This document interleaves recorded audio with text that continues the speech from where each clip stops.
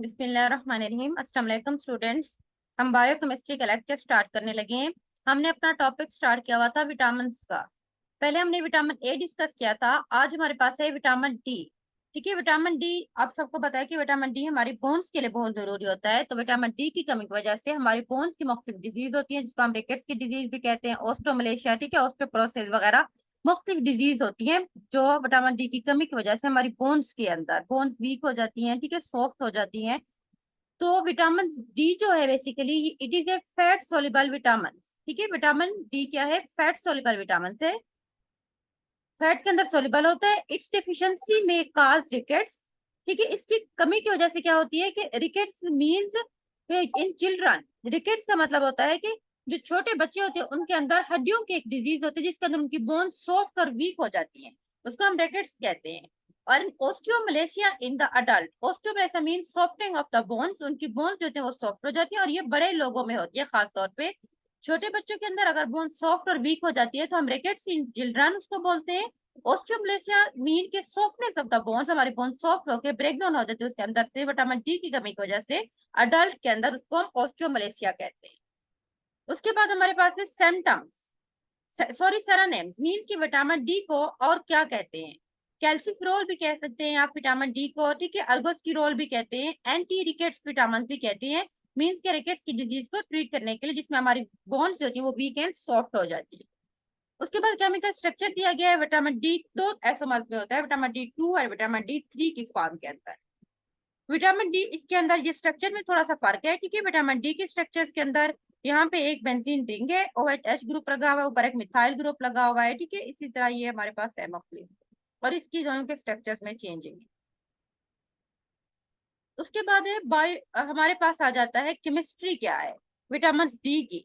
Vitamin D कौन सी food में? Vitamin D itself make the body itself make vitamin D when it expose to the सन।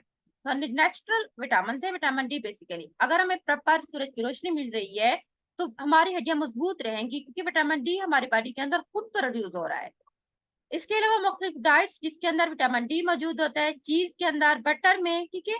उसके बाद जो होती है मार्गरीन्स के अंदर होता है, उसके बाद फोर्टिफाइड मिल्क में होता है, फिश के अंदर होता है। उसके बाद मुख्तलिफ जो सेरीज वगैरह होती है उसके अंदर होता है। ये सारे ये खुराक हैं जिसके अंदर विटामिन डी मौजूद होता है। अब इसकी केमिस्ट्री क्या है? These are basically vitamin D जो है वो स्टीरोल्स होते हैं। These are sterols which are precursor of vitamin D. Vitamin D जिनसे मिलता है वो स्टीरोल से मिलकर बनता है। These are about 10 compound of vitamin D. Vitamin D के तकरीबन 10 कंपाउंड होते हैं। इनके नाम विटामिन डी 1 2 3 4 5 6 7 8 और 9 10 इसके एल्फामेट इसके कंपाउंड्स हैं।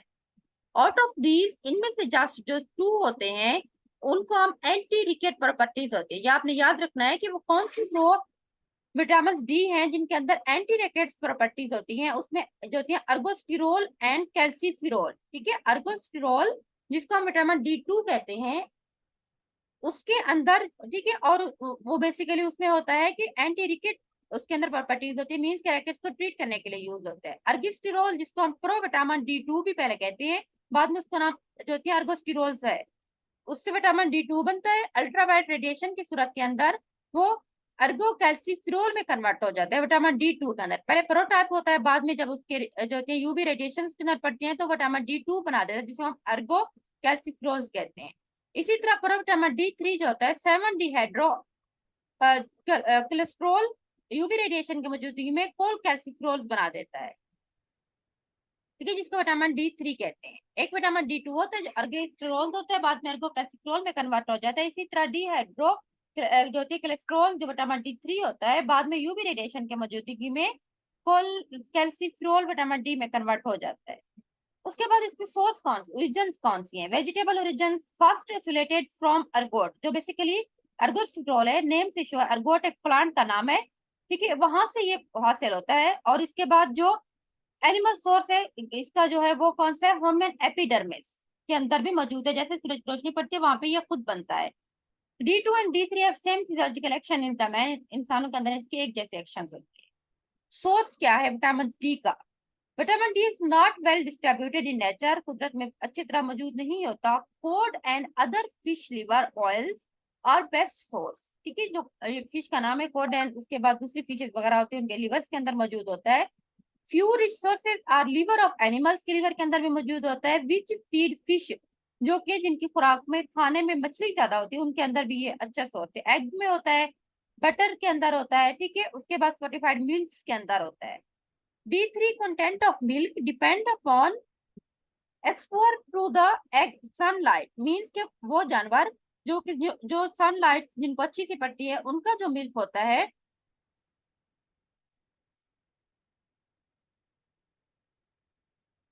ठीक है, उसके उसके अंदर विटामिन डी बहुत ज्यादा मौजूद होता है।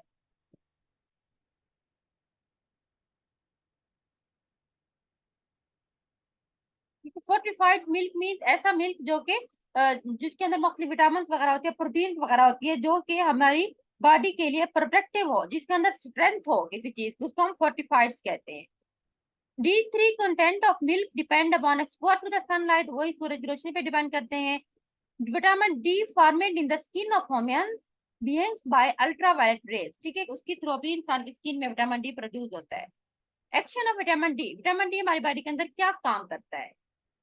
Vitamin D is not active as such as, vitamin D जो होते हैं इतना एक्टिव नहीं होता जैसे कि हमारे पास कोलकैल्सिफेरॉल है, वो जाके एंडोप्लाज्मिक रेटिकुलम लिवर सेल्स के अंदर वहां से वो कैल्सिडोल में कन्वर्ट हो जाता है, जिसको हम 25 डाई हाइड्रोक्सी कोल कैल्सिफेरॉल भी कहते हैं। कोल कैल्सिफेरॉल आगे जाके मेटाबोलाइट्स में कन्वर्ट होता है, जिसको हम 25 हाइड्रोक्सी कोल कैल्सिफेरॉल भी कहते हैं, या उसको कैल्सिडियोल भी कहते हैं। वो जब किडनी में जाता है तो वहां पे जाके वो कैल्सिट्रोल में कन्वर्ट हो जाता है। 125 डाई हाइड्रोक्सी जो थे कोल कैल्सिट्रोल, जहाँ हम इसको कैल्सिट्रोल भी कहते हैं, ये इसके मेटाबोलाइट्स बनते हैं, वो बाद में एक्टिव होते हैं, ठीक है। मीन्स के ये एज सच जैसे हम देते हैं वैसे एक्टिव नहीं होता, पहले इसकी लीवर के अंदर ब्रेकडाउन होती है जिसकी वजह से कैल्सिडियोल्स बनता है, उसके बाद किडनी में वो जाता है, उसकी वजह से कैल्सिट्रोल्स बनता है। अब उसके बाद क्या करता है कि जो विटामिन डी होता है हमारी बॉडी के मुख्तलिफ पार्ट्स के अंदर पैराथायराइड ग्लैंड्स में भी जाता है, ठीक है। Increase calcium in the blood के अंदर, कैल्शियम उसके बाद रीअब्जॉर्प्शन फ्रॉम द बोन से करता है, उसके बाद पैराथायराइड ग्लैंड्स में चला जाता है। Calcium reabsorption and vitamin D जो होती है हाइड्रोक्सिलेशन इन द किडनी में होती है, उसके बाद calcium reabsorption from the small intestine वगैरह, इन तमाम चीजों से कैल्शियम को अब्जॉर्ब कर लेता है। उसके बाद है फैक्टर रेगुलेट जो होती है एक्टिव विटामिन D3 फॉर्मेशन को। कौन से फैक्टर है जो विटामिन 3 की फॉर्मेशन को एक्टिवेट करते हैं? Stimulated by parathyroid gland, parathyroid gland से विटामिन डी जो होती है वो स्टिमुलेट होते हैं उसकी प्रोडक्शन। हेपोकैल्सीमिया, ठीक है, हेपोकैल्सीमिया मीन कैल्शियम की जहाँ पे कमी होती है उन सेल्स के अंदर ये कैल्शियम की रिलीज को इंक्रीज कर देता है। उसके बाद है हेपो फास्फोटीमिया, ठीक है, फास्फेट्स वगैरह की कमी होती है जहाँ पे, तो इसकी वजह से बाद में विटामिन D3 की प्रोडक्शन ज्यादा हो जाती है। उसके बाद है एस्ट्रोजन, प्रोजेस्टेरोन वगैरह, ये दोनों हार्मोन्स जो होते हैं ये भी विटामिन D3 को स्टिमुलेट करते हैं उसके रिलीज को। अब सुप्रेस किस वजह से होता है vitamin D? High intake of vitamin D, जब हम विटामिन डी बाहर से ज्यादा ले रहे होते हैं तो बेसिकली जो विटामिन डी की फॉर्मेशन होती है बॉडी के अंदर वो कम हो जाती है। कैल्सिट्रॉल, ठीक है, ये इसका प्रोडक्ट में इसमें कन्वर्ट हो जाता है। Increase level of plasma calcium in inorganic phosphate, अगर कैल्शियम का लेवल ज्यादा हो जाता है हमारी बॉडी के अंदर या फास्फेट्स वगैरह का, तो ये दोनों जो होती हैं वो सप्रेस्ड कर देते हैं, क्योंकि जब कैल्शियम की कमी होती है ना या फास्फेट वगैरह की तो विटामिन डी फौरी तौर पर स्टिमुलेट हो जाता है, इसकी प्रोडक्शन ज्यादा होना शुरू हो जाती है। इसीलिए जाहिर सी बात है, अंडरस्टूड सी बात है, जब इन दोनों की ज्यादा हो जाएंगे हमारी बॉडी के अंदर तो विटामिन डी की तो कमी हो जाएगी ना, वो बाद में वो इनकी कमी स्टिमुलेट करती है। जब वो खुद ही ज्यादा मिकदार में कैल्शियम और फास्फेट मौजूद है तो विटामिन डी जो होती है वो स्प्रेस हो जाएगा। उसके बाद है function of vitamin D. Vitamin D के मुख्तलिफ फंक्शन होते हैं। पहले हमारे पास है absorption of calcium in the gut, gut के अंदर कैल्शियम को अब्जॉर्ब करता है basically. Vitamin D promote the calcium absorption from the intestine, हमारे इंटेस्टाइन से कैल्शियम के अब्जॉर्प्शन को प्रमोट करता है। Increase the formation of calcium binding protein in the intestine के अंदर, ठीक है, कैल्शियम की प्रोडक्शन को ज्यादा कर देता है। इंक्रीज फॉर्मेशन ऑफ कैल्शियम जो होती है plus H plus ATP pump होता है इंटेस्टाइन के अंदर जहाँ से कैल्शियम सेल्स के अंदर इंटर होती है, उसको भी प्रमोट कर देता है। फॉस्फेट के अब्जॉर्प्शन को विटामिन D3 ज्यादा कर देता है। उसके बाद है सीरम के अंदर कैल्शियम का लेवल लेवल जो होता है विटामिन D3 मेंटेन रखता है सीरम के अंदर कैल्शियम के लेवल को। बेसिकली कैल्शियम हमारी बोन्स के लिए ज्यादा है ना, और कैल्शियम के लिए विटामिन डी का होना जरूरी है। Vitamin D maintain the serum calcium, increase the intestinal calcium absorption, calcium के अब्जॉर्प्शन को ज्यादा करता है।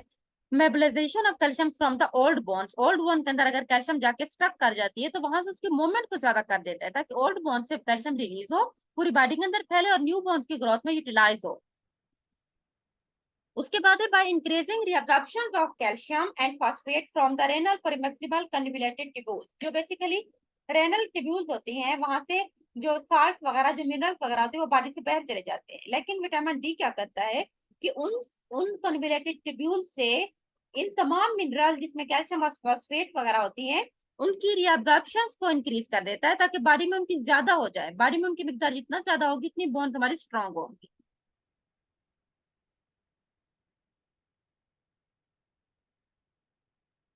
नेक्स्ट हमारे पास है ग्रोथ ऑफ बोन्स। बोन्स की ग्रोथ में विटामिन डी का एक अहम रोल होता है। Promote endochondral growth of the long bones, means के लॉन्ग बोन्स के अंदर, ठीक है, उनकी ग्रोथ के लिए जरूरी होता है। Normal level of calcium and phosphate favour bone mineralization, bones के अंदर मिनरल्स को ज्यादा कर देता है, स्ट्रॉन्ग कर देता है हमारी बोन्स को। It ensures that calcium is deposit in the bones, इस बात को यकीनी बना देता है कि कैल्शियम बोन्स के अंदर डिपोजिट हो गई है, हमारी बोन्स स्ट्रॉन्ग होंगे, उनको ज्यादा मिनरलाइजेशन प्रोवाइड कर रहा है।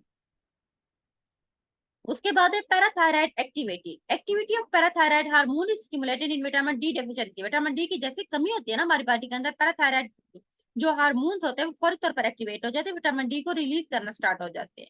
Hypercalcaemia means decrease the activity of parathyroid glands. अगर पैराथायराइड ग्लैंड्स की एक्टिविटी कम हो जाती है तो उसकी वजह से हाइपरकैल्सीमिया हो जाता है, कैल्शियम का लेवल जो होता है वो ज्यादा होना शुरू हो जाता है क्योंकि विटामिन डी ज्यादा होगा। आप उसके बाद hypocalcaemia, increase activity of parathyroid gland. Parathyroid gland की एक्टिविटी जितना ज्यादा होगी उसके ज्यादा होने की वजह से जो होती है मींस के हमारी बॉडी के अंदर जो होती है विटामिन डी की डेफिशिएंसी होती है ना, पैराथायराइड जब ज्यादा हो जाएगा उसकी एक्टिविटी इनहेंस हो जाएगी तो विटामिन डी की कमी हो जाएगी, जिसकी वजह से कैल्शियम की कंसंट्रेशन कम हो जाएगी।